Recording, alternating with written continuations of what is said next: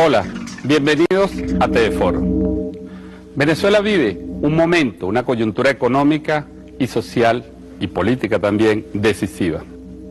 La derecha venezolana, sus resonadores mediáticos, la gran prensa nacional e internacional, pinta la actual coyuntura caracterizada por alzas especulativas en los precios, por problemas de abastecimiento o acaparamiento de algunos rubros de la economía, como una etapa terminal de la revolución bolivariana. Y han anunciado, sin que ningún proceso electoral esté a la vista en estos momentos, el pronto colapso y fin de este proceso de cambios iniciados hace 14 años por el liderazgo y dirigidos por el comandante Hugo Chávez. El gobierno del presidente Maduro ha respondido caracterizando el momento político actual como una conspiración económica, dirigida precisamente a producir lo que están anunciando: el derrumbe del proceso de transformaciones en Venezuela y la imposición de otro modelo por vías no legales, no constitucionales. Así las cosas, cabe preguntarse, ¿qué es la guerra económica? Si existe hoy en día una guerra, una conspiración económica, ¿quiénes son los autores? ¿Sobre qué terreno se despliegan las estrategias? ¿Quiénes son y cuántos están involucrados? ¿Y de qué manera participan en esta conspiración desde dentro y desde fuera contra la economía, contra el bolsillo, pero también contra la conciencia, la paz y la tranquilidad del pueblo venezolano? Estos son los elementos centrales del programa de hoy. Vamos a estar hablando de la guerra económica y también vamos a estar hablando de un aspecto central de la guerra económica que tiene que ver con las estrategias mediáticas, con las estrategias comunicacionales, cómo afecta la psiquis individual y colectiva, el pensamiento de la gente, la presión que se está generando para las compras nerviosas, para la búsqueda desesperada de los recursos, de los alimentos, cómo esto está afectando la vida del venezolano y cómo puede precisamente incidir en ese clima de pánico e incertidumbre que se está creando en Venezuela. Vamos a estar analizando este tema a través de una serie de trabajos de investigación de TV4. Vamos a ver algunas cosas como el parecido extraordinario de la coyuntura actual de Venezuela con el Chile de 1973, vamos a estar analizando el rol de algunos medios y voceros privados y vamos a estar también, por supuesto, recordando, hace apenas unas horas el presidente Nicolás Maduro ha anunciado que de seguir este proceso, la revolución bolivariana pasará a una nueva fase. ¿De qué se trata esto? Y vamos a estar recordando también el pensamiento del presidente, el comandante Hugo Chávez, sobre este tema. Todo esto lo vamos a estar analizando en la próxima hora y media con Luis Brito García, escritor, intelectual venezolano que ha venido analizando desde hace años todo este proceso y que ha hecho alertas y análisis muy interesantes sobre este tema. Y también vamos a tener un contacto vía banda ancha desde Argentina con el economista Alfredo Serrano. Les recordamos, pueden participar enviando sus mensajes con la etiqueta para vencer la guerra económica. Envíen sus opiniones, sus ideas, sus preocupaciones sobre este tema. Trataremos de irlas difundiendo a lo largo del programa. Vamos a ver el primer trabajo. Este trabajo donde tratamos de acercarnos al tema. ¿Qué es la guerra económica y qué es esa guerra psicológica que está detrás? Vamos a estar viendo este programa, esta cápsula, y al regreso estaremos aquí analizándolo con Luis Brito García. Soy William Castillo, acompáñame pues en TV4 para este tema tan trascendente, tan importante, tan decisivo para el futuro de todos y de todas las venezolanas y venezolanas. Guerra económica y guerra psicológica contra la revolución bolivariana. La escasez y desabastecimientos en muchos mercados del país. Con mayor nivel de escasez de alimentos en el desabastecimiento que están sufriendo los consumidores venezolanos. Predomina la escasez de alimentos en los productos. Para el problema del desabastecimiento corresponde. Indicó que no hay escasez. Y en algunos productos 50% de escasez. No hay azúcar, no hay arroz, no hay nada. Lo que vas a conseguir. La guerra económica es un instrumento de la guerra política que tiene como objetivo alterar el funcionamiento de una economía hasta destruirla. Su fin último es hacer ingobernable el país, desestabilizar la vida política y social por la vía de negarle el alimento, los bienes y servicios básicos a la población y producir, en última instancia, un cambio del régimen político. Para lograr su objetivo, la guerra económica debe preparar a la población para que, llegado el momento, cuando esté cansada de los altos precios y la escasez, apoyen cualquier salida política a la situación del país. Para ello, es esencial desestabilizar la psiquis colectiva, bombardearla con falsas informaciones, rumores, medias verdades, datos tendenciosos que eleven la incertidumbre y el miedo en la ciudadanía. La conspiración económica induce una situación de inestabilidad que promueve conductas irracionales, como las compras nerviosas, el acaparamiento doméstico o la violencia consumista, en un clima de oscuras profecías sobre el inminente caos económico y social. Es lo que llamamos la guerra psicológica. La guerra psicológica eleva el grado de agresividad social. Al presentar la realidad como un caos, fuera del control de las autoridades, busca atemorizar y a la vez irritar a la población. Se estimulan las fobias, los sentimientos más agresivos y violentos, y al mismo tiempo, el pánico irracional ante cualquier rumor o información dada por cierta. No acaparamos. Así, de forma implacable, la industria cultural y los medios privados despliegan contra la conciencia colectiva un extenso arsenal de recursos de manipulación, cuya tarea es la destrucción mental del país. Para ello, se sirven de todos los medios posibles. La televisión en primer lugar, como su carga de impacto visual y emocional. La radio, como medio de alta penetración y reiteración de mensajes que agreden la psiquis colectiva. Para localizar los productos. La prensa escrita, como formadora de las matrices de opinión mediante las cuales se racionalizan los argumentos de la guerra económica. La publicidad, que juega un doble rol, mientras continúa ofertando la ilusión consumista del sistema, desliza indirectamente y refuerza mensajes conspirativos. Pero sobre todo, en la guerra psicológica juegan un papel central los nuevos medios digitales, ancladas en modernas teorías, como la de los genes informativos, llamados memes, y el contagio viral de la información. Se despliegan estrategias que multiplican de forma casi ilimitada los mensajes desestabilizadores. A su vez, los ciudadanos reproducen exponencialmente estos mensajes, creándose un círculo vicioso de incertidumbre y tensión. Se impone un lenguaje conveniente. A la guerra económica la llaman crisis, al acaparamiento sistemático escasez, a la especulación cambiaria la denominan debilidad de la moneda, al saboteo incapacidad gubernamental. Con su gran alcance y versatilidad para la difusión de contenidos, las redes sociales potencian el mensaje desestabilizador de forma gratuita e histérica. Al mismo tiempo, sirven de elemento movilizador para la acción política, incluso la acción violenta, como lo vimos los días posteriores al 15 de abril. ¿Es posible derrotar la guerra económica? Sí. Para ganar la guerra económica, tenemos primero que resistirla, y para resistirla es vital comprenderla. Entender que la guerra psicológica forma parte esencial de una crisis diseñada para destruir la vida económica, social y política del país.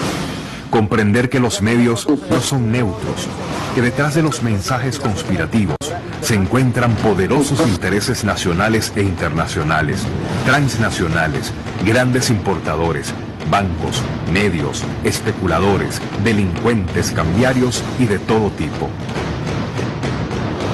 Entender que los medios forman parte del ejército agresor, que el objetivo es destruir la paz social y acabar con la revolución bolivariana, aún a costa del hambre y la división de los venezolanos y venezolanas. Es posible derrotar la conspiración económica y su agresión psicológica solo si el gobierno confía en el pueblo, moviliza su conciencia y organiza sus energías políticas. Se puede recuperar la economía y salvar el país solo si el pueblo confía en su gobierno, lo apoya y lo respalda de forma decidida contra los enemigos del bien común. Solo si pueblo y gobierno actúan unidos es posible derrotar el avance de esta gigantesca conspiración. Se trata de la patria o el abismo. Y déjense de tanto odio, que no van a poder con nosotros, no van a poder con el pueblo, no van a poder con el amor de un pueblo.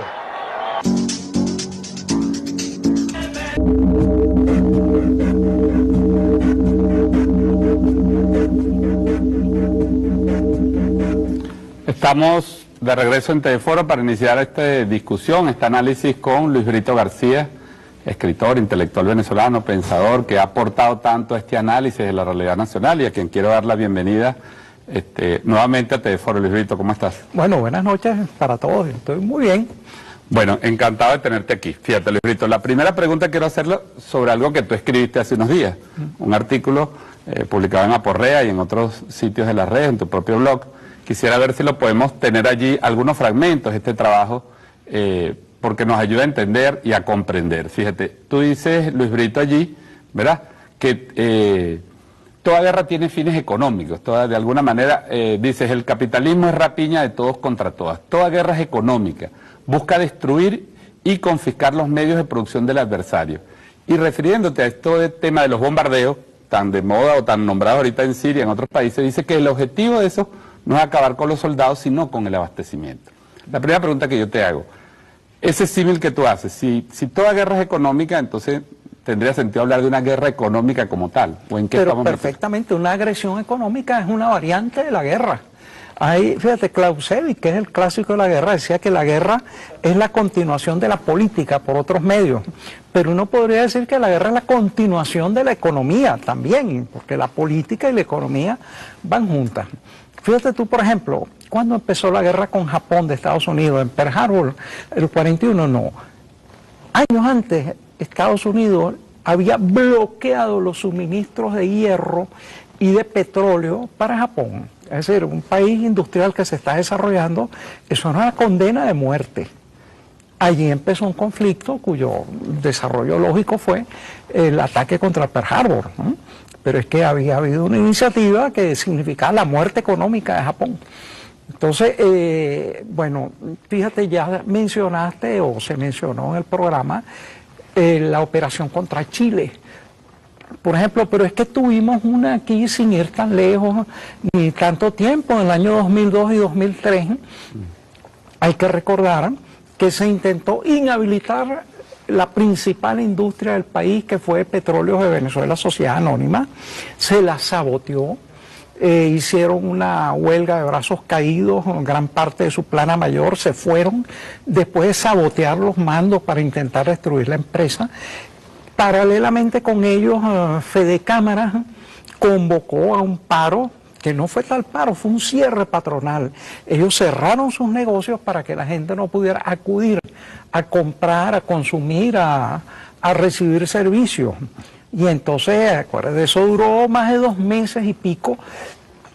Al mismo tiempo, todo eso era acompañado de una guerra mediática furibunda, de un poder desconocido. Oye, durante 2 meses y medio la televisión únicamente hizo llamados a desestabilizar el gobierno, no había entretenimiento. Había unas cuestiones que decía cierra tu Santa María, ¿no?, que era incluso dirigida a los comerciantes específicamente. No había entretenimiento, no había educación, no había nada, ni siquiera cuñas comerciales, porque fueron sustituidos por mensajes políticos de desabastecimiento. Había una guerra de mentiras. Yo escuché de repente en un taxi, en una radio, que decía que una fragata iba a disparar proyectiles contra el lago de Maracaibo para forzar a los trabajadores petroleros a que trabajaran. Pero ¿cómo es eso? Yo te voy a apuntar a ti un misil. Pero había disparates de toda esa índole. Una guerra de mentiras, era económica, era política, era mediática también. Y ya sabemos, fíjate, y la finalidad era forzar al pueblo venezolano por hambre a entrar en un conjunto de disturbios que significaran el fin del proyecto bolivariano. Afortunadamente no sucedió nada de eso y ellos tuvieron que retirar su agresividad y acabar su guerra, incluso callados. Pues como todos sabemos, nunca el paro nunca fue suspendido, todavía ese paro está, es como el de las universidades, que tampoco ha sido suspendido. Ahora, y siguiendo en la línea argumentativa de lo que tú escribiste, ese artículo tan interesante que escribiste en estos días, vamos a ver si podemos poner también la siguiente lámina, ¿no?, donde resumimos algunas de las cosas que tú dices. Tú caracterizas la guerra económica, Luis Brito, como un proceso que afecta todo el tema del manejo de las importaciones, ¿no? Había toda una serie de estafas y toda una serie de situaciones alrededor de las importaciones. Tú das incluso algunas cifras de 20.000 millones de dólares, que casualmente coincidiría con esa cifra del paro petrolero. Pero te pregunto, hablas también de los fenómenos del contrabando, las estafas con las remesas y los viajes, las demandas internacionales que se están cometiendo contra la República y los sabotajes a los servicios públicos. ¿Cuál es la diferencia entre hoy y el 2002 en esa línea argumentativa? Oye, mira, por lo menos que actualmente es una guerra no declarada, pero sí avisada, ¿no?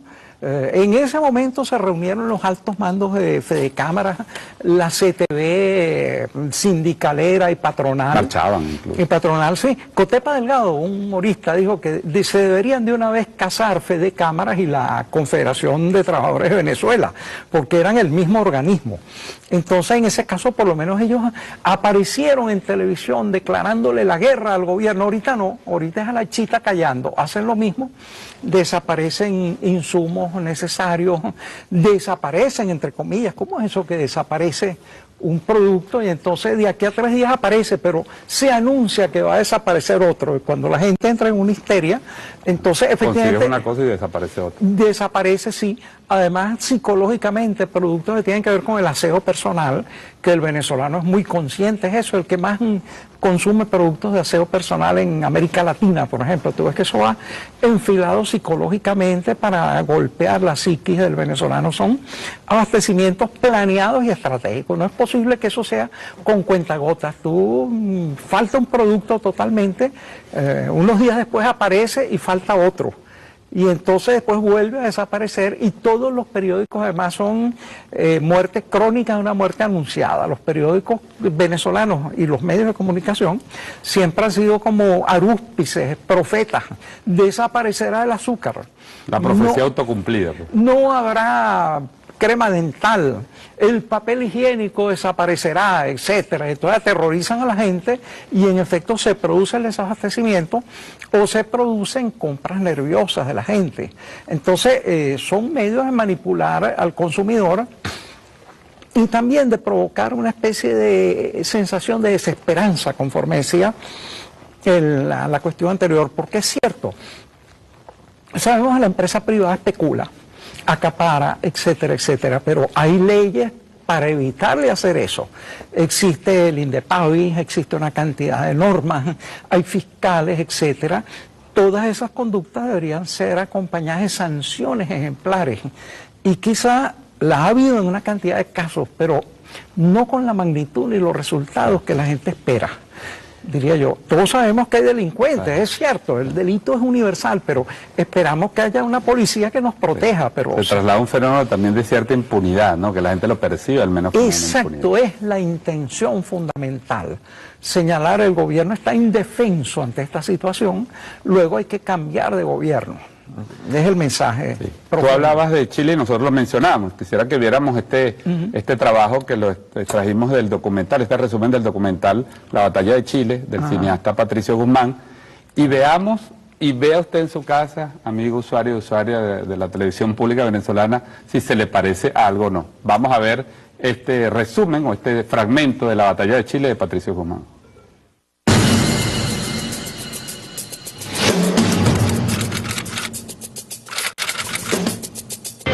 Gracias a una denuncia de un vecino, acá en la unidad vecinal número 8 de la séptima comuna, aquí en Copiapó 319, se descubrió que se encontraban acaparados 20 toneladas de azúcar, 400 cajas de confort, 500 cajas de detergentes, 100 cajas de Nescafé, 100 cajas de leche condensada, 50 cajas de salmón, arroz en grandes cantidades. Claro, esto va a ser vendido acá a los vecinos de este sector. El gobierno fortalece las JAP o Juntas de Abastecimiento y Precios. En teoría, las JAP son organismos vecinales para fiscalizar la distribución de alimentos y denunciar a los especuladores. Cuando las JAP descubren un acaparamiento, el gobierno interviene en el negocio y pone a la venta los productos.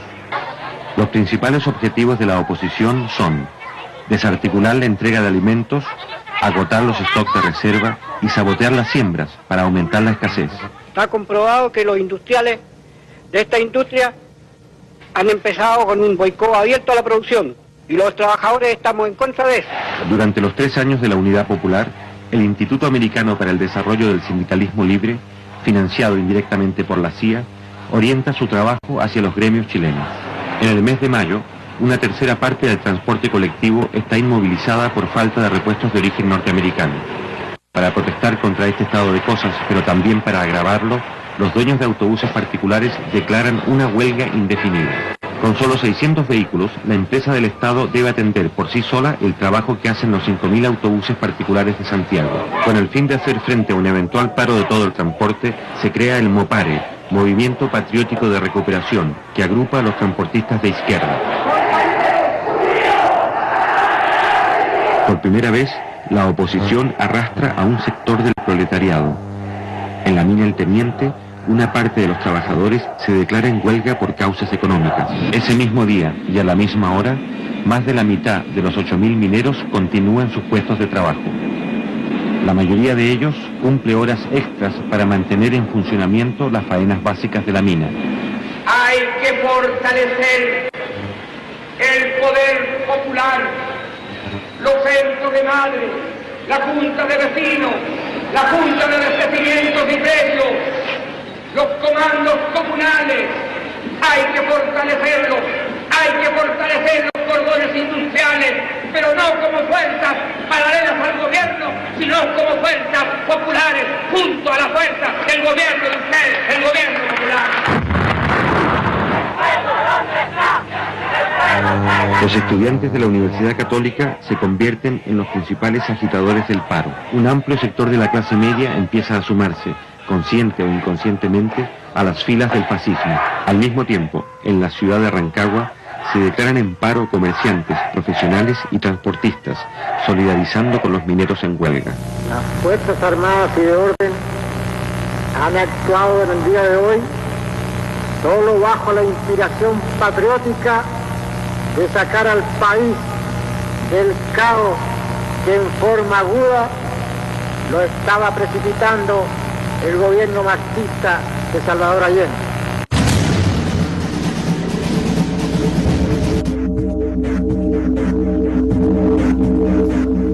Bueno, veíamos este trabajo, ¿no? La batalla de Chile, que se podría decir la batalla de Venezuela en este momento. Un comentario muy breve, Luisito, mientras hacemos el contacto con Argentina. ¿Qué te parece a ti ese paralelismo histórico?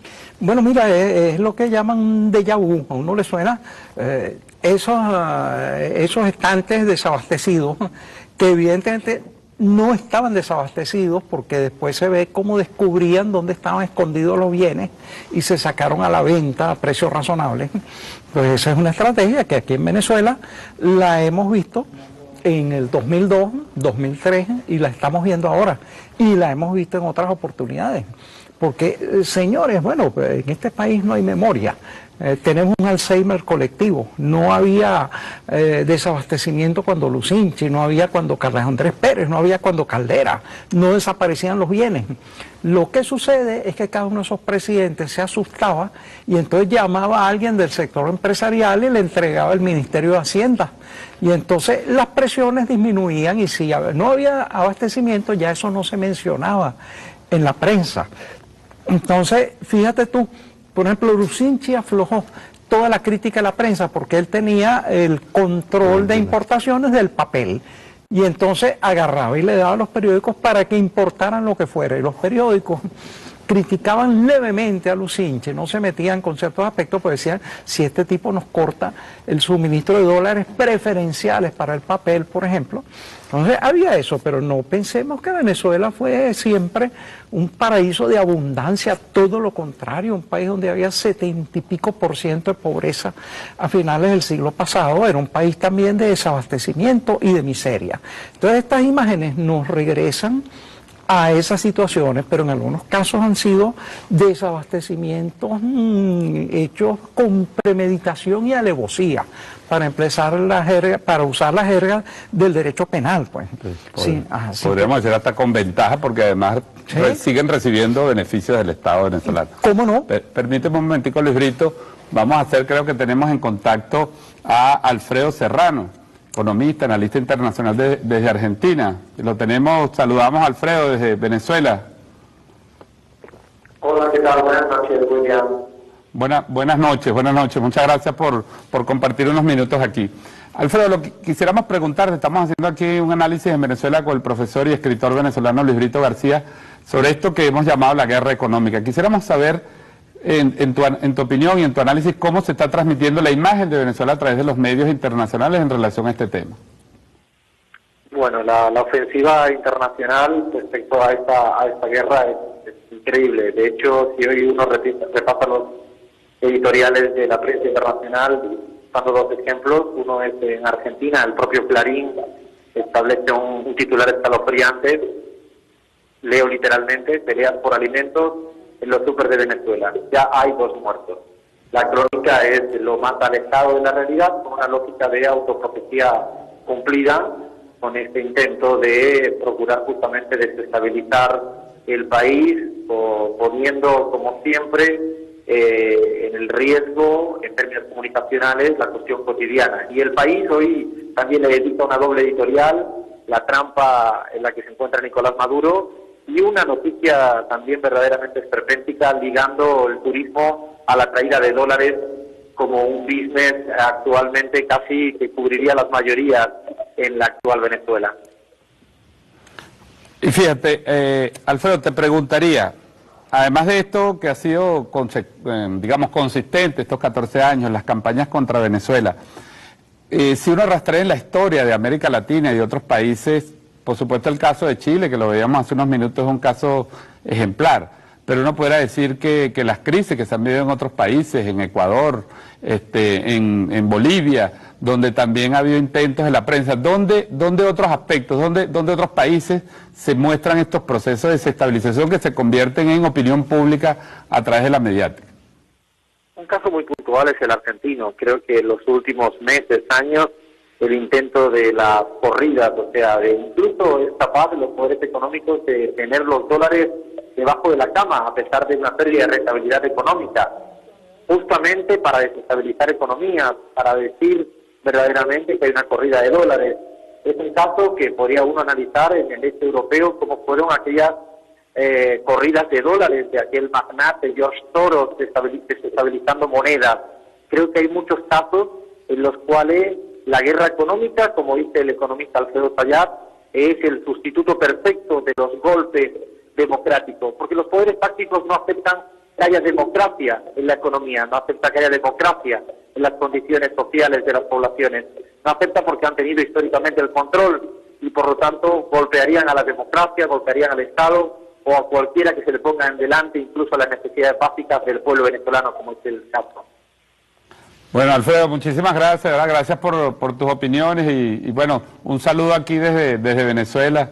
No, fíjate cómo los análisis internacionales, la misma imagen, ¿no?, que se presenta aquí en Venezuela, pero explotada en otros países, ¿no?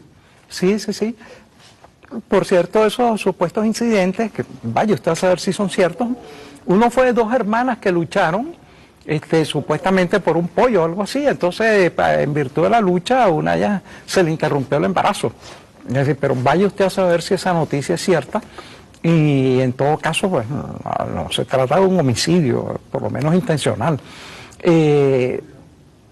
Pero fíjate tú entonces cómo hay esa cosa. Yo estuve en Argentina y entonces a Argentina le hicieron una campaña tremenda a la Kirchner porque pensaba simplemente poner un impuesto sobre las exportaciones de soya. Es la producción principal del país, igual que nosotros el petróleo, para ellos las exportaciones de soya, y le hicieron una campaña tal de una brutalidad y una ferocidad que hasta compraron a su compañera política, a la vicepresidenta, la compraron y le hicieron cambiarse de bando. Ahora a los que apoyaban el impuesto a las exportaciones los escrachaban, eso es un verbo que parece que se inventó en Argentina, iban multitudes a romperle las casas, a llenarlas de motes injuriosos, a silbarlos, etcétera, etcétera. Eran cuestiones de agresión física directamente. Entonces, y todo eso, bueno, para evitar que un gobierno utilice los recursos para la finalidad de subvenir a las necesidades del pueblo. Parece que eso es muy universal. Fíjate, te pregunto lo siguiente, lo leía precisamente también de un analista argentino en estos días, ¿no? Él decía una cosa muy interesante, decía, estos procesos de desestabilización económica tienen fines políticos, sin duda, pero son en sí mismos un gran negocio también. O sea, y haciendo un contraste con lo que tú analizas, el 2002, bueno, cuando daban la cara, ahora hay una guerra encubierta. Ahora se hace una guerra económica, pero al mismo tiempo hay un gran negocio, dice este analista, porque las alzas especulativas de precios transfieren recursos de los ciudadanos a los privados y del Estado a los privados, en grandes cantidades como está sucediendo hoy en Venezuela. Sí, parece ser que el llamado dólar paralelo ocupa como un 6% de la cuestión económica, pero todo intentan vendértelo a un supuesto precio de dólar paralelo cuando han obtenido dólares del Estado a un precio regulado para hacer esas importaciones. Entonces eso es un negocio magnífico. Yo obtengo el Estado dólares al precio oficial y entonces después te los vendo a precio de dólar paralelo 6, 7, 8, 9, 10 veces más grande. Eso es una transferencia inmensa. Ahora, otras cosas, en Argentina, una cosa que no ha habido aquí nunca, el corralito bancario. Le pusieron presa a toda la gente, todo lo que tenía depositado en los bancos, le permitían retirar apenas una miseria, un gasto cotidiano. Es más, eso lo impusieron el día del golpe de Estado, el 11 de abril. Yo estaba medio limpio y fui a un banco, no dejaban retirar más que una cantidad miserable. La banca impuso aquí un corralito bancario y eso no se ha comentado mayormente. Ahora, piensa tú la crisis bancaria que hubo cuando Caldera. Los banqueros se robaron la mitad del circulante del país, hubo suicidio. Hubo enfermedades causadas por eso, infartos, depresiones terminales, etcétera, etcétera. Piensa tú lo que es la mitad del circulante de un país robado, ¿no?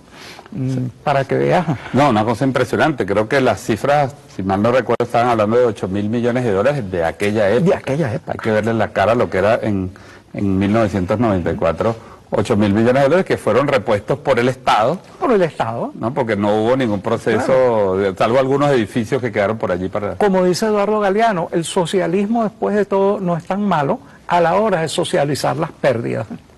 Sí.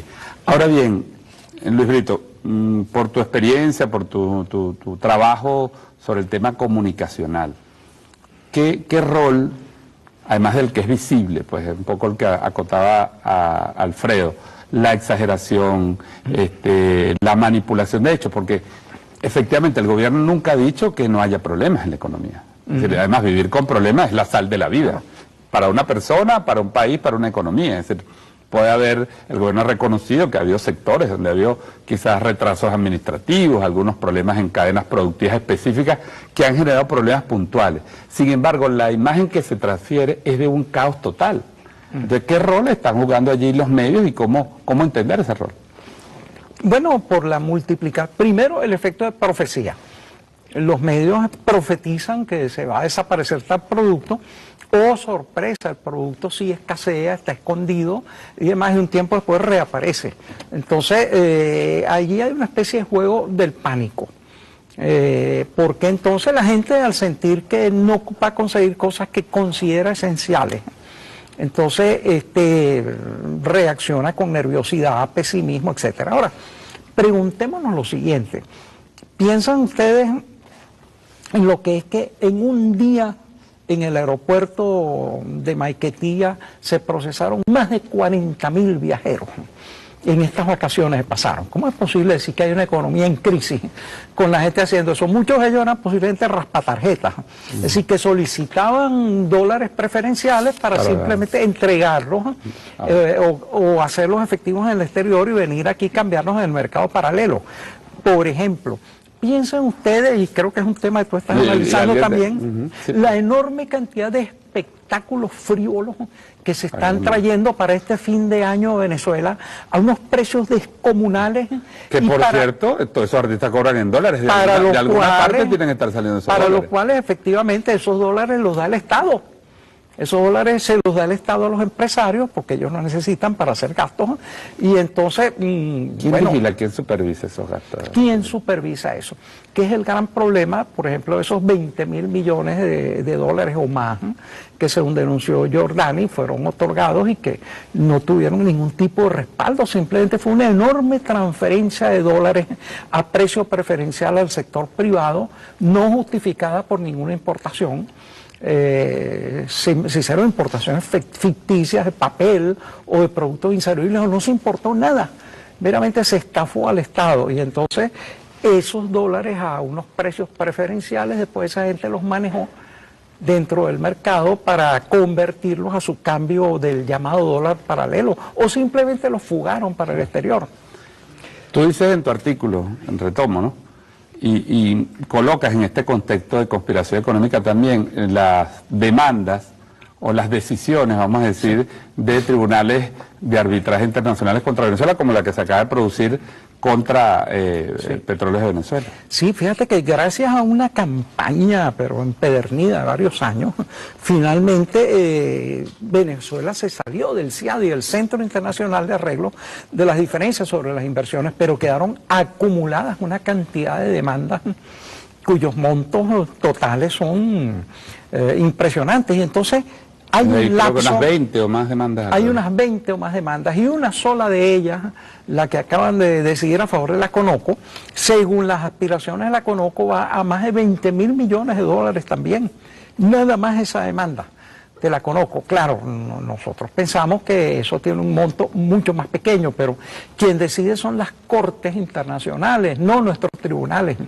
Eso es inconstitucional. Eso sucedió en los años 80, 90. ¿En qué momento se transfirió la soberanía del país a esas instancias que ahora, en este momento, demandan a Venezuela? A principios de los 80 comenzaron una serie de firmas de tratados de promoción y protección de las inversiones, de acuerdos internacionales, y entonces, a pesar de que nuestra Constitución dice, y mucho antes del incidente de 1902, cuando 15 acorazados de las potencias europeas nos bloquearon y bombardearon para cobrar la deuda pública, nuestra Constitución siempre ha dicho, las controversias sobre los contratos de interés público deben resolverse según nuestras leyes y con nuestros tribunales.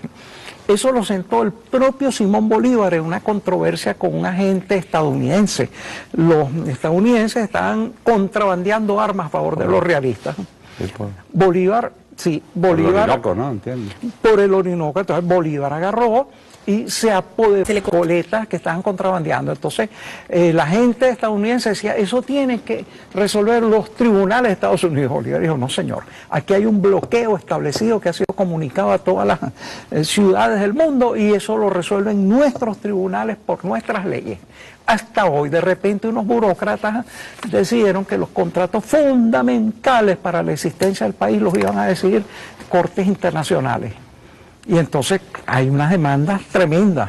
Que viene a agravar, digamos, de alguna manera, aunque no sean exigibles inmediatamente, viene a agravar este panorama de situación económica dificultosa. Bueno, teóricamente no podrían embargar las reservas internacionales. Aquí cuando se formó el lío de la Exxon, con los activos, pero podrían embargar activos, embargar suministros de petróleo que hiciéramos al exterior, embargar compras de alimentos. Además, no se pueden embargar las reservas internacionales. ¿Y qué pasó con los 200.000 millones de dólares de reservas de Libia que les echaron mano y nadie sabe dónde están?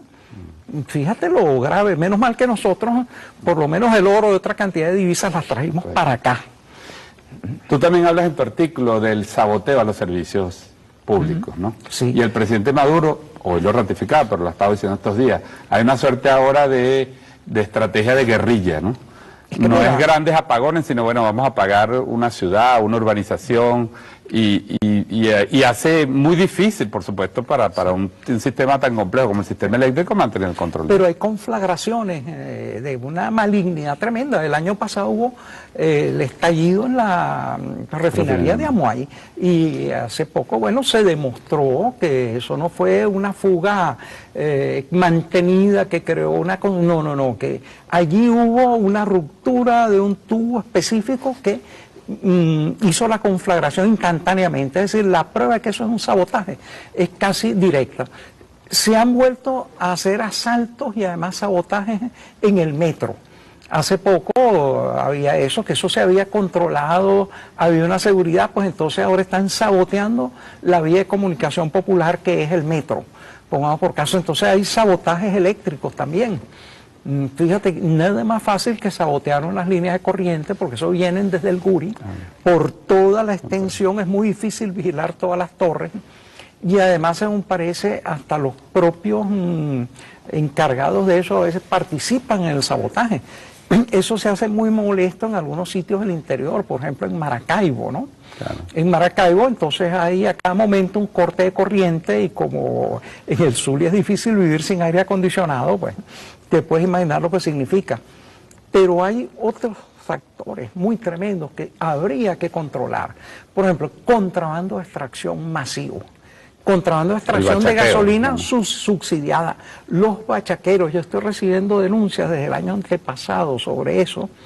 Gente que compra en los locales alimentos y bienes subsidiados por el Estado venezolano, los pasa de contrabando, desabastece a Venezuela y entonces hace un negocio inmediato. Es decir, es un doble negocio. Por un lado desestabilizan a Venezuela, porque lo que los venezolanos subsidian para el consumo, entonces desaparece de los anaqueles y entonces se lleva hacia la economía colombiana.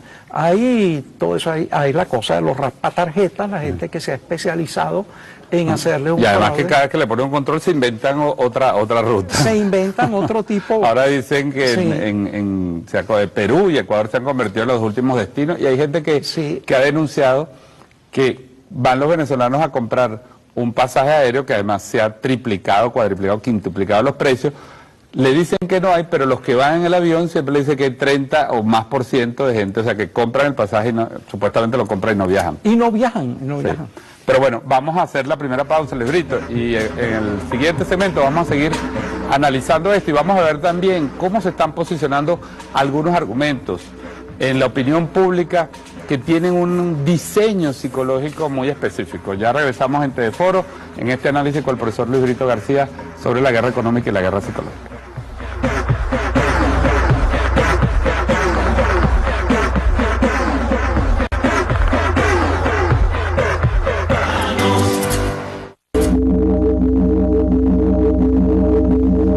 Estamos de vuelta en el Teleforo en este análisis de la guerra económica, la guerra psicológica con el escritor, profesor Luis Brito García. Tenemos algunos tweets, algunos mensajes que han llegado a través de las redes sociales.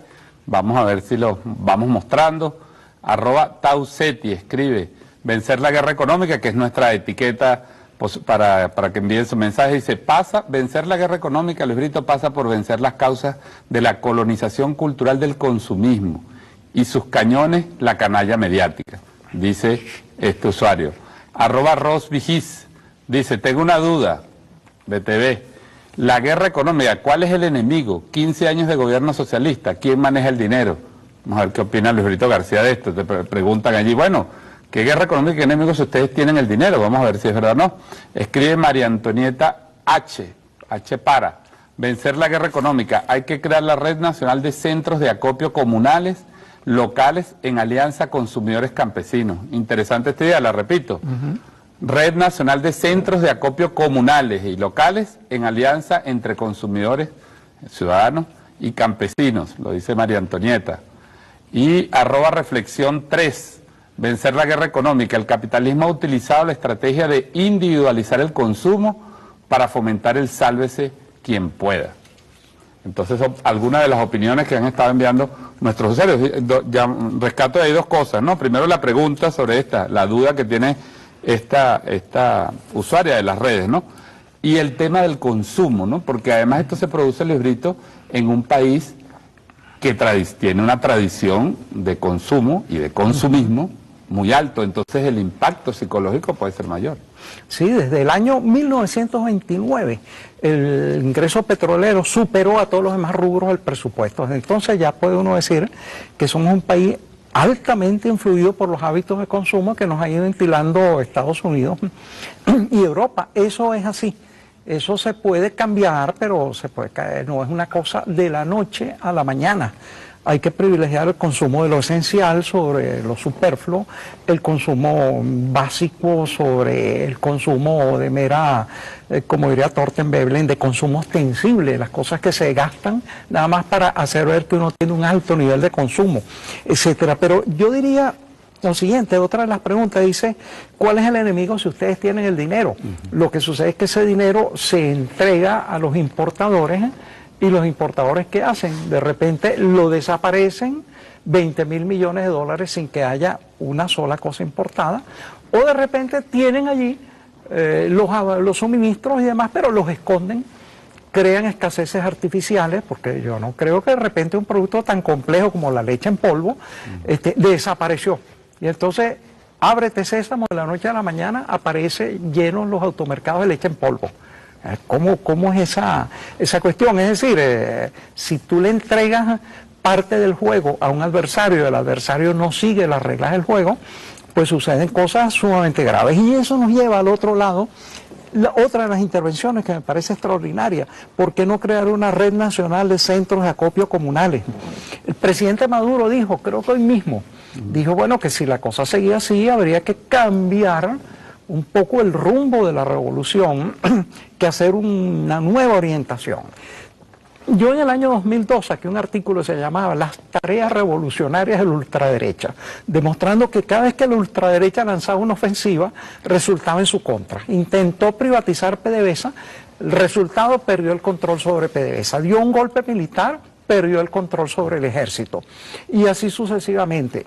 Mira, una de las posibles salidas, si continúa esta agresión sistemática contra el pueblo venezolano, es que el Estado entonces en defensa del pueblo venezolano asuma el control directo de las importaciones de bienes de primera necesidad, sencillamente porque en defensa primero del pueblo venezolano. El pueblo venezolano pues está en manos de unos señores que porque están jugando un jueguito político deciden esconderle los alimentos, por ejemplo, o las medicinas o insumos básicos. Eso no puede ser. El gobierno está para cuidar el bienestar de los venezolanos, y entonces en primer lugar en cuidado de ese bienestar de la población venezolana, y en segundo lugar de la propia preservación del gobierno, asumir un conjunto de tareas en los cuales lamentablemente el sector privado parece que no estuviera cumpliendo el rol que le está asignado en una economía mixta, ¿no? Claro, que es como se reconoce, ¿no?, en nuestra Constitución. Reconocemos que es una economía mixta, pero en una economía mixta cada quien debe jugar el papel que le corresponde. Y además es una economía mixta donde se reconoce constitucionalmente, pero ahí existe un gobierno y un proyecto que ve la economía como un hecho social y sigue un sector empresarial que ve la economía como un hecho de beneficio, es el que ve para el único y exclusivo beneficio de ellos. Claro, ahora eso es legítimo, tú puedes dentro de un sistema mixto que se te reconozca un nivel de beneficio, etcétera, etcétera, perfectamente, pero no un beneficio ilegítimo. No, por ejemplo, creando desabastecimientos artificiales, no poniendo un producto que está regulado en un precio de 10, ponerlo en 100 o 150. El tema de la tasa de ganancia. Ajá, y entonces, bueno... ¿Cuál es la tasa de ganancia de los empresarios en Venezuela en relación a la del empresariado del mundo? Exactamente, y en relación con lo que le conceden para las importaciones. Es decir, entonces, si una de las partes no está dentro de unas reglas del juego que están convenidas en las leyes, oye, entonces llega el momento de cortar las relaciones y asumir esas funciones como una cosa lógica, defensiva, ¿no? Ya vamos a ver el sonido del presidente Maduro esta tarde, pero antes yo quisiera que viéramos este video, y quiero que lo veas con mucho cuidado, Librito, y nos ayudes a entenderlo. Hicimos una selección de la intervención de un psicólogo en el canal Televen, en un programa matutino, y nos llamó la atención los argumentos que allí se posicionan, que se intentan posicionar. Quisiéramos, porque, como decimos, estamos tratando de entender las estrategias, las tácticas, ¿no?, que se están usando en esta guerra psicológica y en esta guerra económica contra el país. Le pusimos allí un epígrafo tomado precisamente de Luis Brito García. Vamos a ver, con epígrafe de Luis Brito García, vamos a ver las declaraciones de Axel Capriles, un psicólogo opositor en Televen. Vamos a verlo.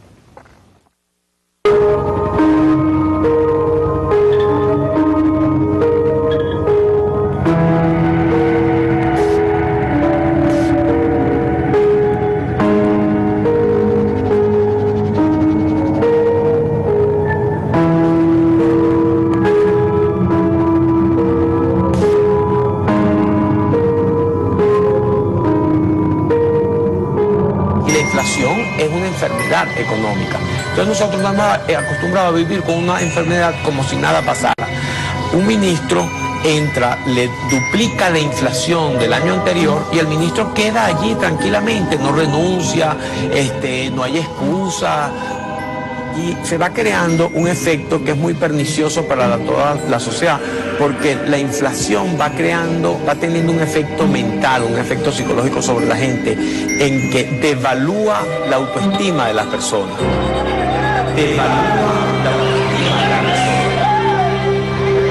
O sea, el individuo, la moneda es como un símbolo de nuestra nacionalidad, de nuestra identidad. Y mientras ese símbolo vale cada vez menos, nosotros vamos valiendo cada vez menos y todo va valiendo cada vez más. O sea, la inflación te apabulla, te aplasta, te reduce. Y es parte de toda esa... Y la aceptas. Y la acepta. Y es parte de todo esa forma de sumisión y de dependencia extraño en que hemos ido cayendo, en que nos acostumbramos a todo. O sea, alienación. Aceptamos a todo. Es una alienación. Es una forma de alienación en que el individuo es incapaz de pararse y protestar y exigir sus derechos, exigir lo que le corresponde. No, poco a poco lo íbamos aceptando. La inflación pareciera que trabaja en ese sentido. Va devaluándote tu forma de ser, porque todo sube, todo aumenta excepto tú, excepto lo tuyo, excepto tus ingresos. Entonces por eso los gobiernos les es tan fácil utilizar la inflación. Primero porque es un mecanismo de alguna forma de dominación sobre la población y segundo porque es un impuesto indirecto muy fácil de pasar.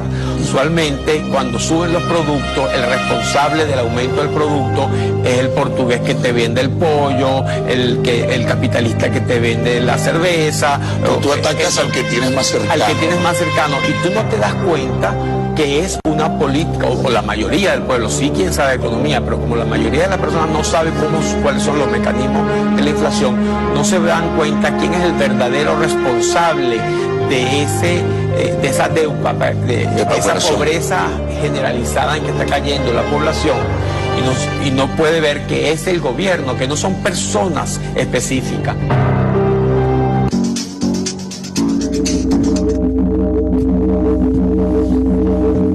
Bueno, ¿qué te parece estas opiniones de esta lectura de la inflación? Bueno, es absolutamente sorprendente.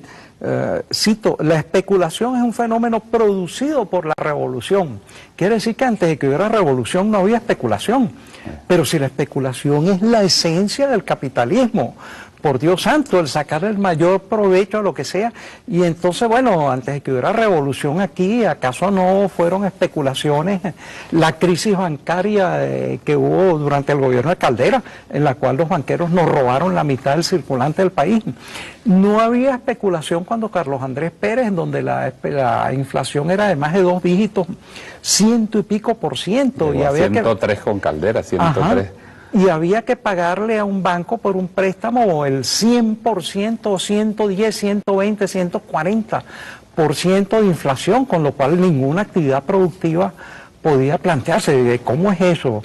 ¿O sería que había una revolución en tiempos de Caldera y no nos dimos cuenta? ¿O había una cuando Carlos Andrés Pérez?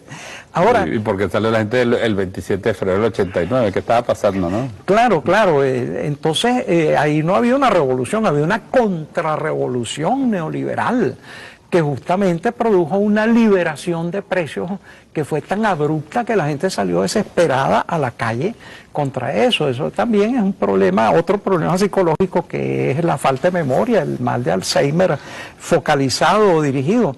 Ahora, ciertamente la moneda es el símbolo de la nacionalidad y entonces la inflación reduce la autoestima, etcétera, pero él dice allí, bueno, pero es que quien te aumenta el precio no es el portugués de la esquina, no es el abasto, no es la empresa. Ah, no. ¿Quién es el que te cobra sobreprecio? Por Dios santo, vivimos en un sistema mixto y la distribución de alimentos, salvo en algunos sitios como en Mercal, depende de la voluntad de estos señores, en los cuales además no acatan las leyes ni acatan las regulaciones. Sencillamente o te calas el aumento de precio o no compras. Claro. Ellos dicen que los aumentos de precios son de ellos precisamente las regulaciones. ¿Cómo se puede entender eso? Oye, pero eso es maravilloso. Es como que uno dijera que los accidentes mortales en las autopistas son debidos a las regulaciones que permiten, que establecen que se reduzca la velocidad. Es decir, velocidad máxima, 80 kilómetros. Entonces eso causa los accidentes porque la gente al ver los 80 kilómetros va a 160 kilómetros por hora y entonces choca. Entonces la culpa era de la regulación. Si hubieras ido a 80 kilómetros por hora hubieras llegado sano y salvo a tu casa. Entonces eso es el ejemplo típico de esa especie de pensamiento al revés de ciertos sectores privados. Entonces fíjate cómo la conclusión, el responsable es el gobierno. Podría ser, pero indirectamente, porque no le pone orden al sector privado. Fíjate cómo el psicólogo nos está llevando a la responsabilización. Él dice, no, entonces el responsable es el gobierno. Sí, el gobierno tiene una responsabilidad que es evitar la especulación excesiva, evitar los acaparamientos, imponer las sanciones que existen en las leyes y hay organismos para imponerlas de manera de frenar esa inflación artificial y especulativa. Ahora bien, precisamente entrando en eso, porque esto podría delinear algo o relacionarse con algo que decía el presidente Maduro esta tarde, de esta nueva etapa. Pero el presidente también habló ahí de guerra psicológica, asociada a la guerra económica. Escuchemos parte de lo que dijo esta tarde el presidente Nicolás Maduro. La guerra económica que estamos enfrentando con aplomo. Ahora la guerra económica tiene un componente psicológico. Yo pasé hoy, veníamos en un carro, todavía no habíamos recogido a José Vicente, y nos paramos en un mercado a cielo abierto de Mercal. Iba una muchacha pequeña y llevaba una bolsa como de 2 metros de ancho y 1,5 metros de alto. Full de todo. ¿Por qué se producen esas compras nerviosas? Lunes y martes aparecieron los productos full, pero la gente llegó y se llevaba 6 potes de leche gigante, 10 paquetones de harina precocida, etcétera, etcétera. ¿Por qué hacen eso? Por la guerra psicológica. Primero la guerra psicológica en la prensa escrita. Los titulares todos los días. Ahora va a faltar tal cosa. Yo le quiero pedir públicamente a la fiscal general, doctora Luisa Ortega, de acuerdo al ordenamiento jurídico de Venezuela, que evalúe medidas especiales desde la Fiscalía junto al Poder Judicial para nosotros castigar la guerra psicológica que ejerce la prensa escrita, la televisión y la radio contra la seguridad alimentaria del pueblo y contra la vida económica de la nación. Eso no puede haber impunidad en eso tampoco. Eso es guerra. Eso no lo permiten en los países llamados desarrollados del mundo. Mire, señor, busque usted en Estados Unidos que el Washington Post, el Washington Times, el New York Times comiencen en un mes a sacar titulares. Va a faltar la papa, va a faltar la carne, va a faltar la leche. Mire, no duran 24 horas. Eso es propaganda de guerra. Yo le pido a la fiscal como jefe de Estado que actuemos severamente contra quienes continúen con esa guerra. No nos dejemos chantajear. En Venezuela hay libertad de prensa, libertad de expresión, pero lo que no puede haber es libertad para destruir al pueblo y para hacerle guerra al pueblo. No lo podemos aceptar.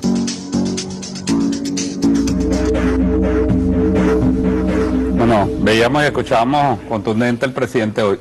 Luis Brito, tú no eres fiscal general, pero eres un conocedor profundo del tema comunicacional, del tema económico. Por cierto, aprovecho y saludo a la fiscal Luisa Ortega Díaz, a la fiscala.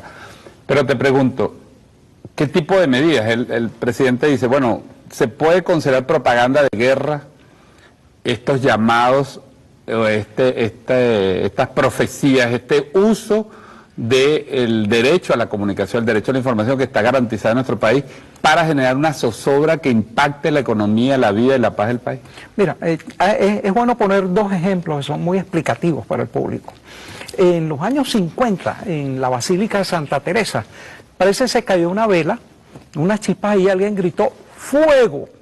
En realidad no pasó nada, no creo que se quemara más de un velo, pero hubo una estampida de todos los feligreses, porque era Semana Santa, y hubo una gran cantidad de muertos y de heridos por un fuego que no existió nunca.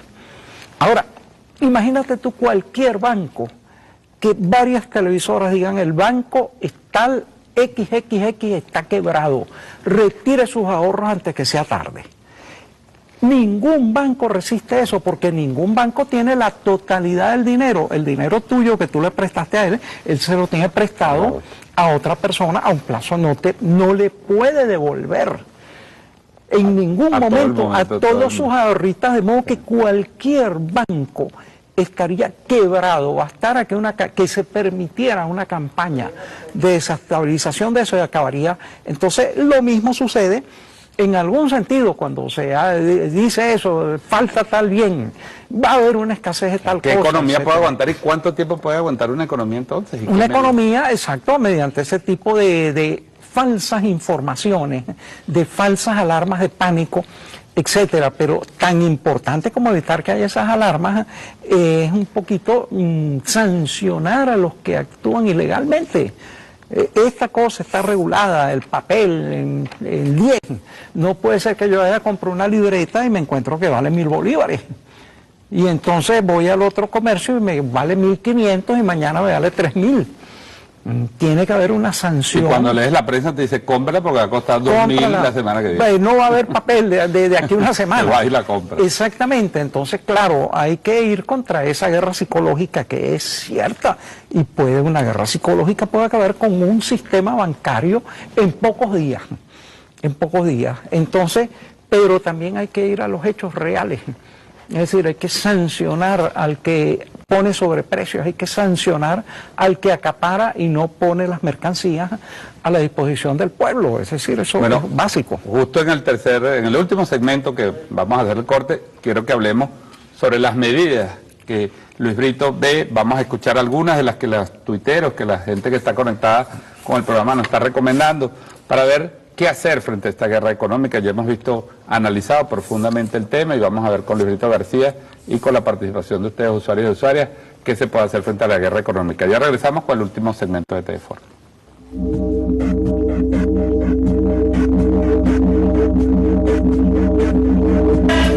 canal de todos los venezolanos. Estamos de vuelta en TVForo para la parte final de esta conversación, de este análisis con Luis Brito García sobre el tema de la guerra económica. Luis Brito, nos quedan unos 12 minutos para precisar un poquito. Usted decía que Chávez cambió la historia en ¿qué? En minuto y medio, una cosa así. En minuto y medio, sí. Vamos a usar estos 12 minutos para hablar un poco, de las propuestas. Pues ya tenemos bastante claro, bastante trabajado el tema de qué ha pasado. ¿Qué se puede hacer frente a esta guerra? Bueno, mira, para seguir un poco la línea de pensamiento del presidente Maduro, un cambio. Es decir, en el caso extremo de que sea irreductible esa actitud del sector privado de provocar un sabotaje y una desestabilización, asumir esas funciones. En parte Mercal está haciendo eso desde el 2002, cuando el sector privado intentó matar de hambre al pueblo venezolano. Mercal no viene de la nada, Mercal viene de la conciencia de que el sector privado por sus intereses puede intentar matar de hambre al pueblo. Entonces, por un lado, ampliar y estabilizar las redes de Mercal, no descuidarlas. En segundo lugar, aparte de eso, controlar el contrabando de gasolina, que por más que sea es una enorme sangría para Venezuela. Controlar a los bachaqueros. No es posible que los alimentos que subsidiamos no los reciba el pueblo, sino que vayan al exterior para negocio de los contrabandistas. Controlar estrictamente a los raspatarjetas. Eso hay 2 o 3 procedimientos mediante los cuales se puede verificar si efectivamente esos son viajes reales. Verificar, por ejemplo, el control de las remesas. ¿Cuánto se está haciendo en remesas ficticias a familiares que no existen, o inventados o exagerados, o que no dependen verdaderamente de la persona?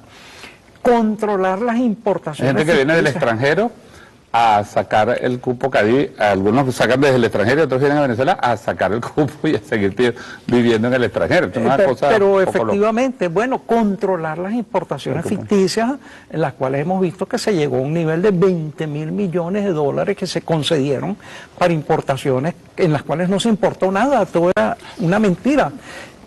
Controlar, por ejemplo, gastos como esos super espectáculos consumistas que tienen que no hay una verdadera necesidad de que el pueblo presencie eso, lo puede ver por televisión, etcétera, y que parecen ser también una forma de disimular supuestos otorgamientos de divisas que luego no son utilizadas para sus cuestiones internas. Bueno, terminar el proceso de salirnos de esas cortes internacionales que cada vez que deciden contra Venezuela.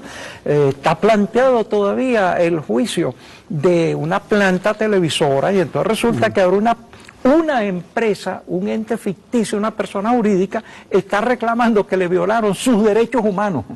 Imagínate tú, es una aberración jurídica nunca vista y bueno, entonces tenemos que inseriarnos en ese frente internacional. Tenemos las sanciones, la gente habla mucho y es una de las cuestiones que se repiten más en estas redes, ¿no? ¿Son suficientes el régimen sancionatorio en Venezuela? Bueno, habría... ¿O es el modelo quizás de sanciones? Yo diría que a veces existen sanciones, lo que sucede es que no se aplican. No se aplican, o hay una justicia blanda que no considera que hay pruebas suficientes, etcétera. Pero si uno viene a ver, sí hay un sistema legal, sí hay sanciones. Lo que sucede es que los brazos de la justicia, de los tribunales o los aparatos administrativos que deben imponer las sanciones a veces no cumplen con el rigor que sería indispensable. Entonces esa es una de las cuestiones, hay que volver a ver todo eso y revisar los ordenamientos jurídicos para que en el caso de que haya cosas que no estén previstas, supuestos hechos que no estén sancionados, aprovechando la mayoría parlamentaria que se tiene, sancionar leyes que establezcan las penas del caso, pues. Fíjate, el presidente Nicolás Maduro, cuando hace algunos días anunció la creación del órgano superior para la defensa popular de la economía, decía que esa nueva instancia de coordinación que depende directamente de la presidencia, de él mismo, que él está al mando, al frente, como hacía el presidente Chávez, pues colocándose al frente de la batalla, tenía tres patas, tres ejes fundamentales. Las instituciones del gobierno, del Estado, por supuesto, la institucionalidad, la Fuerza Armada como órgano auxiliar, ¿no? Como lo establece la Constitución, como un órgano auxiliar, operativo, de apoyo, de seguridad, de fiscalización, y el poder popular organizado. Vamos a escuchar, Luis Brito, un sonido conseguimos del presidente Chávez, donde él hablaba precisamente, reflexionaba en uno de los alopresidentes, sobre el tema de la necesidad de la organización popular para enfrentar la especulación y la guerra económica. Vamos a ver.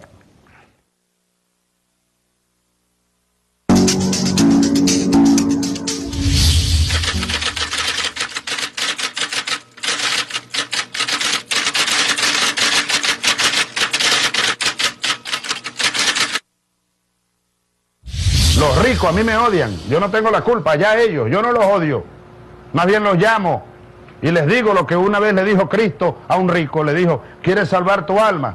Distribuye lo que tienes entre los pobres. Yo les digo lo que dijo mi Señor, den una demostración de lo que son y déjense de tanto odio, que no van a poder con nosotros, no van a poder con el pueblo, no van a poder con el amor de un pueblo, no van a poder. ¿Sí? Bueno, organización popular para todo, para todo. La lucha contra la especulación. Hago un llamado al pueblo, a mayores, a que logremos mayores niveles de organización en cada barrio, en cada esquina, para luchar contra la especulación del que tiene un abasto, el que tiene un comercio, entonces quiere vender todo 5 veces más de lo que cuesta. Hay que denunciarlo, Con el pueblo organizado no hay quien pueda. Y el gobierno estará allí para defender siempre al pueblo y a los intereses de la mayoría contra los atropellos de una minoría capitalista.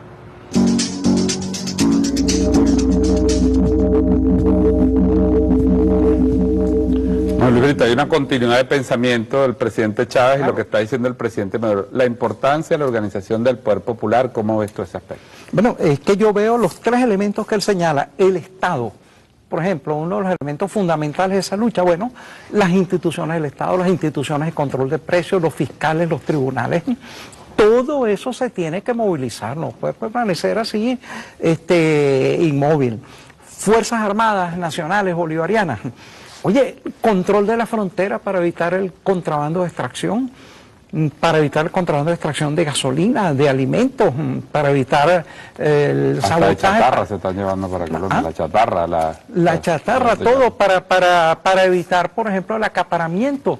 Oye, la Fuerza Armada, si de repente que hay unos depósitos misteriosos en los que entran camiones, etcétera, tiene que preguntarse qué está sucediendo allí por motivos de defensa. Por ejemplo, entonces tiene un vital papel dentro de eso para evitar el contrabando de extracción y evitar también los contrabandos negativos que pudieran incidir mortalmente sobre nuestra economía, como narcotráfico, etcétera. Y finalmente el poder popular.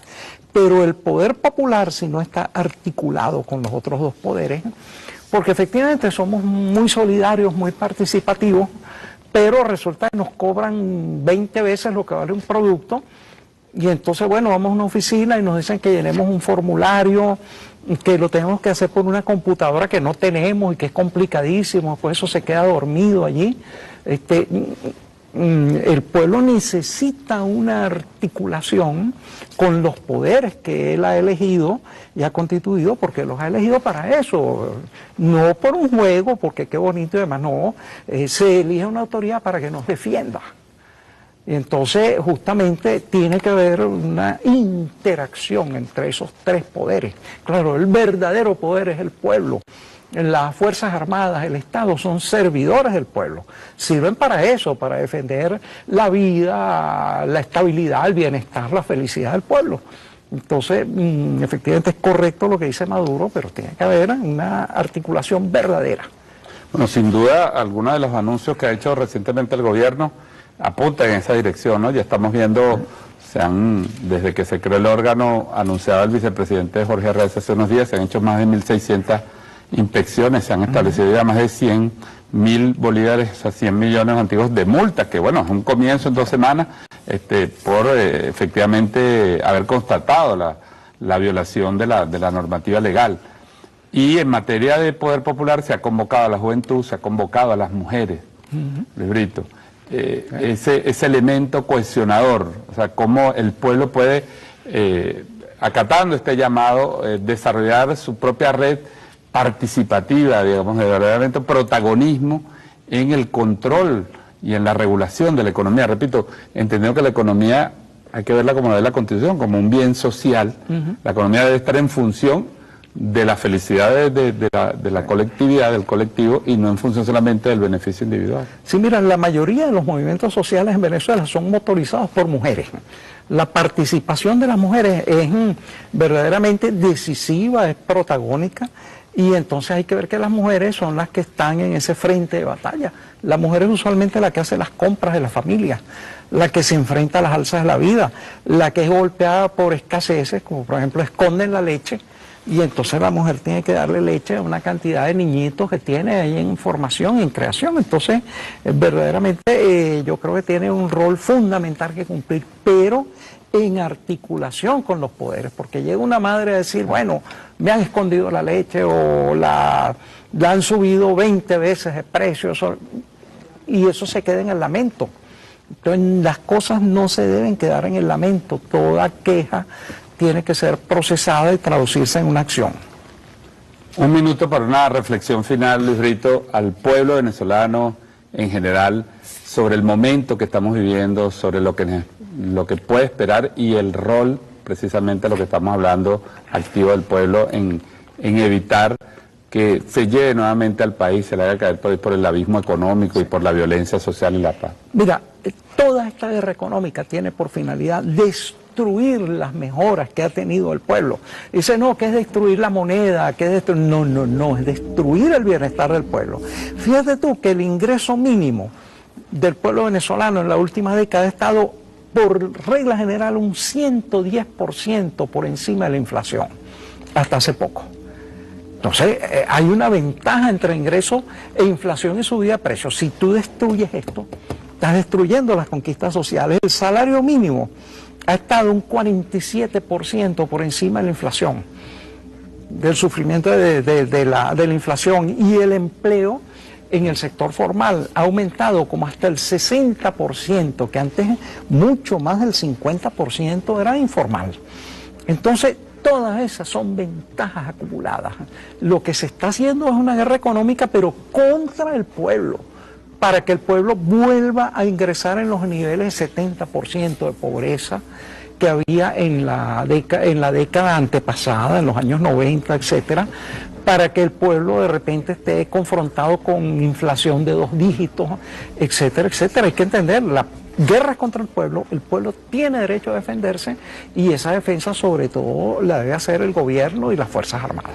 Bueno, muchas gracias, Luis Brito. Antes de despedir por este análisis, por estos importantes comentarios y reflexiones, quisiera que pusiéramos ahí en pantalla brevemente, para despedirnos, recordar el 0800 sabotaje. Hay que denunciar la especulación, 0800-722-68-253, la cuenta @noalsabotaje, y el 0800 reclama 732-5262, los teléfonos para comunicarse con las instituciones, con el órgano superior para la defensa popular de la economía, y con el INDEPAVI, y también con la SUNDECO, con todas las instituciones del Ministerio Público que está colaborando en la Defensoría del Pueblo. Gracias a ustedes, usuarios y usuarios de Venezolana de Televisión, del sistema de la televisión pública. Nos vemos en un próximo Teleforo.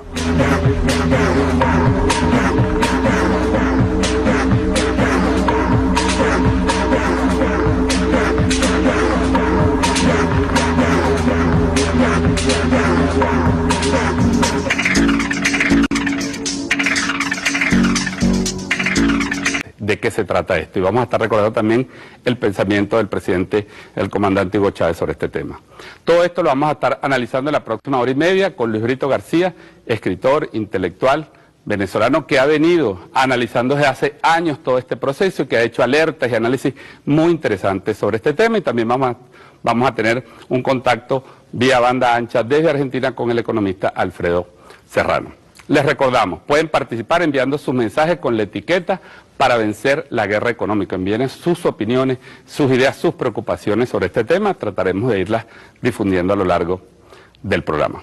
Vamos a ver el primer trabajo. Este trabajo donde tratamos de acercarnos al tema. ¿Qué es la guerra económica y qué es esa guerra psicológica que está detrás? Vamos a estar viendo este programa, esta cápsula, y al regreso estaremos aquí analizándolo con Luis Brito García.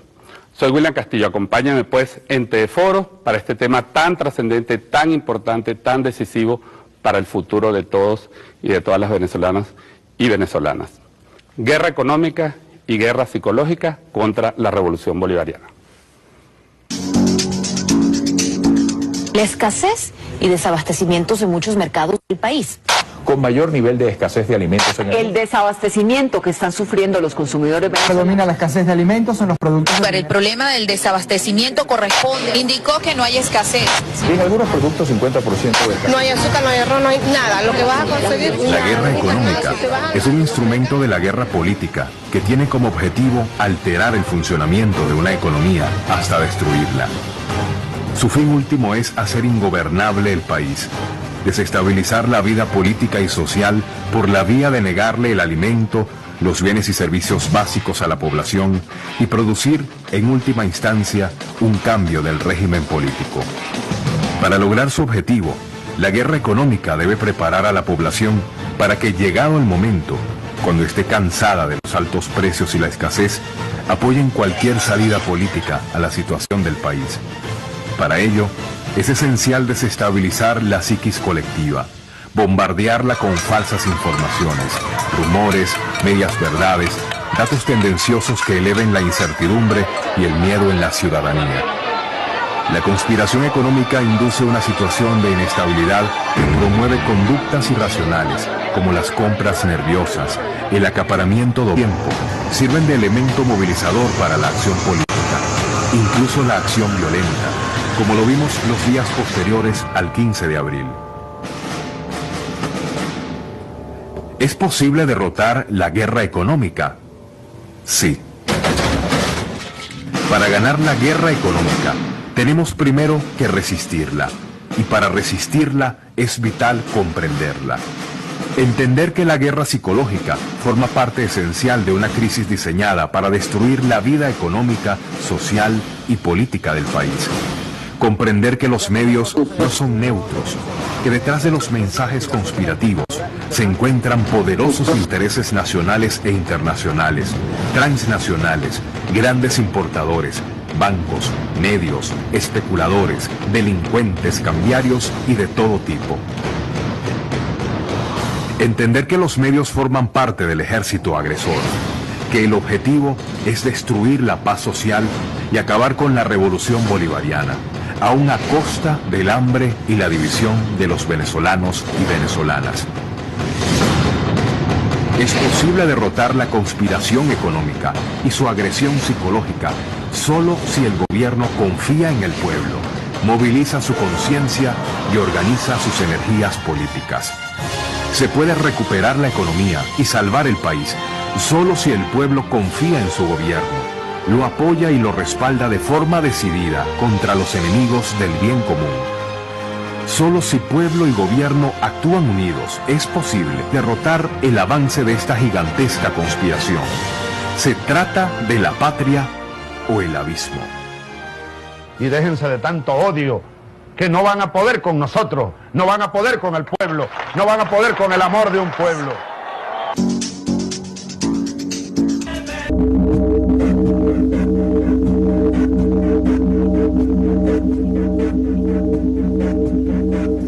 Estamos de regreso en Teleforo para iniciar esta discusión, este análisis con Luis Brito García, escritor, intelectual venezolano, pensador, que ha aportado tanto a este análisis de la realidad nacional y a quien quiero dar la bienvenida nuevamente a Teleforo. Luis Brito, ¿cómo estás? Bueno, buenas noches para todos, estoy muy bien. Bueno, encantado de tenerte aquí. Fíjate, Luis Brito, la primera pregunta quiero hacerlo sobre algo que tú escribiste hace unos días, un artículo publicado en Aporrea y en...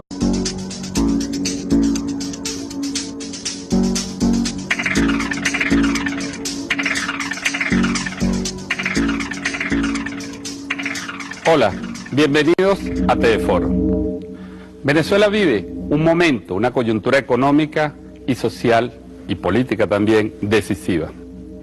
La derecha venezolana, sus resonadores mediáticos, la gran prensa nacional e internacional, pinta la actual coyuntura caracterizada por alzas especulativas en los precios, por problemas de abastecimiento o acaparamiento de algunos rubros de la economía, como una etapa terminal de la revolución bolivariana.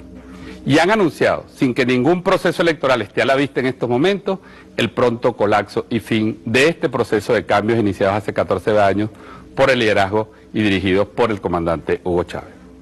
El gobierno del presidente Maduro ha respondido, caracterizando el momento político actual como una conspiración económica, dirigida precisamente a producir lo que están anunciando: el derrumbe del proceso de transformaciones en Venezuela y la imposición de otro modelo por vías no legales, no constitucionales. Así las cosas, cabe preguntarse, ¿qué es la guerra económica? Si existe hoy en día una guerra, una conspiración económica, ¿quiénes son los autores? ¿Sobre qué terreno se despliegan las estrategias? ¿Quiénes son y cuántos están involucrados? ¿Y de qué manera participan en esta conspiración desde dentro y desde fuera contra la economía, contra el bolsillo, pero también contra la conciencia, la paz y la tranquilidad del pueblo venezolano? Estos son los elementos centrales del programa de hoy. Vamos a estar hablando de la guerra económica y también vamos a estar hablando de un aspecto central de la guerra económica que tiene que ver con las estrategias mediáticas, con las estrategias comunicacionales, cómo afecta la psiquis individual y colectiva, el pensamiento de la gente, la presión que se está generando para las compras nerviosas, para la búsqueda desesperada de los recursos, de los alimentos, cómo esto está afectando la vida del venezolano y cómo puede precisamente incidir en ese clima de pánico e incertidumbre que se está creando en Venezuela. Vamos a estar analizando este tema a través de una serie de trabajos de investigación de Teleforo, Vamos a ver algunas cosas como el parecido extraordinario de la coyuntura actual de Venezuela con el Chile de 1973. Vamos a estar analizando el rol de algunos medios y voceros privados y vamos a estar también, por supuesto, recordando, hace apenas unas horas el presidente Nicolás Maduro ha anunciado que de seguir este proceso, la revolución bolivariana pasará a una nueva fase. Otros sitios de la red, en tu propio blog, quisiera ver si lo podemos tener allí, algunos fragmentos de este trabajo, porque nos ayuda a entender y a comprender. Fíjate, tú dices, Luis Brito, allí, ¿verdad?, que toda guerra tiene fines económicos, de alguna manera, dices, el capitalismo es rapiña de todos contra todas, toda guerra es económica, busca destruir y confiscar los medios de producción del adversario. Y refiriéndote a esto del tema de los bombardeos, tan de moda o tan nombrados ahorita en Siria, en otros países, dice que el objetivo de eso no es acabar con los soldados, sino con el abastecimiento. La primera pregunta que yo te hago, ese símil que tú haces, si toda guerra es económica, entonces tendría sentido hablar de una guerra económica como tal, ¿o en qué Pero estamos perfectamente, una agresión económica es una variante de la guerra. Ahí, fíjate, Clausewitz, que es el clásico de la guerra, decía que la guerra es la continuación de la política por otros medios, pero uno podría decir que la guerra es la continuación de la economía también, porque la política y la economía van juntas. Fíjate tú, por ejemplo, cuando empezó la guerra con Japón de Estados Unidos, en Pearl Harbor, el 41, no. Años antes, Estados Unidos había bloqueado los suministros de hierro y de petróleo para Japón. Es decir, un país industrial que se está desarrollando, eso no es una condena de muerte. Allí empezó un conflicto cuyo desarrollo lógico fue el ataque contra Pearl Harbor, ¿no? Pero es que había habido una iniciativa que significaba la muerte económica de Japón. Entonces, bueno, fíjate, ya mencionaste o se mencionó en el programa la operación contra Chile. Por ejemplo, pero es que tuvimos una aquí sin ir tan lejos ni tanto tiempo, en el año 2002 y 2003. Hay que recordar que se intentó inhabilitar la principal industria del país, que fue Petróleos de Venezuela, Sociedad Anónima. Se la saboteó, hicieron una huelga de brazos caídos, gran parte de su plana mayor se fueron, después de sabotear los mandos para intentar destruir la empresa. Paralelamente con ellos, Fede Cámaras convocó a un paro, que no fue tal paro, fue un cierre patronal. Ellos cerraron sus negocios para que la gente no pudiera acudir a comprar, a consumir, a recibir servicios. Y entonces, acuérdense, eso duró más de 2 meses y pico. Al mismo tiempo, todo eso era acompañado de una guerra mediática. Doméstico o la violencia consumista, en un clima de oscuras profecías sobre el inminente caos económico y social. Es lo que llamamos la guerra psicológica. La guerra psicológica eleva el grado de agresividad social. Al presentar la realidad como un caos, fuera del control de las autoridades, busca atemorizar y a la vez irritar a la población. Se estimulan las fobias, los sentimientos más agresivos y violentos, y al mismo tiempo el pánico irracional ante cualquier rumor o información dada por cierta. No acaparamos. Así, de forma implacable, la industria cultural y los medios privados despliegan contra la conciencia colectiva un extenso arsenal de recursos de manipulación, cuya tarea es la destrucción mental del país. Para ello, se sirven de todos los medios posibles. La televisión en primer lugar, como su carga de impacto visual y emocional. La radio, como medio de alta penetración y reiteración de mensajes que agreden la psiquis colectiva. Para localizar los productos. La prensa escrita, como formadora de las matrices de opinión mediante las cuales se racionalizan los argumentos de la guerra económica. La publicidad, que juega un doble rol, mientras continúa ofertando la ilusión consumista del sistema, desliza indirectamente y refuerza mensajes conspirativos. Pero sobre todo, en la guerra psicológica juegan un papel central los nuevos medios digitales, ancladas en modernas teorías, como la de los genes informativos, llamados memes. Y el contagio viral de la información, se despliegan estrategias que multiplican de forma casi ilimitada los mensajes desestabilizadores. A su vez, los ciudadanos reproducen exponencialmente estos mensajes, creándose un círculo vicioso de incertidumbre y tensión. Se impone un lenguaje conveniente. A la guerra económica la llaman crisis, al acaparamiento sistemático escasez, a la especulación cambiaria la denominan debilidad de la moneda, al saboteo incapacidad gubernamental. Con su gran alcance y versatilidad para la difusión de contenidos, las redes sociales potencian el mensaje desestabilizador de forma gratuita e histérica. Al mismo tiempo,